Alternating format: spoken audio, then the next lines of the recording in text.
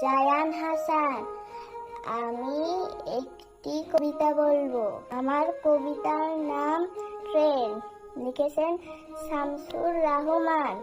ঝকঝকাঝক train চলেছে রাত দুপুরে, ওই ট্রেন চলেছে, ট্রেন চলেছে, ট্রেনের বাড়ি কই? একটু জিরোই ফের ছুটে যায়, মাঠ বেরুলেই বন।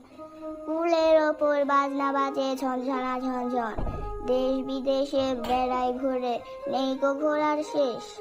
ইচ্ছে হলেই বাজাই বাঁশি, দিন কেটে যায় বেশ। থামবে হঠাৎ মজার গাড়ি, একটু কেশে খক, আমায় নিয়ে ছুটবে আবার ঝকঝকা ঝকঝক।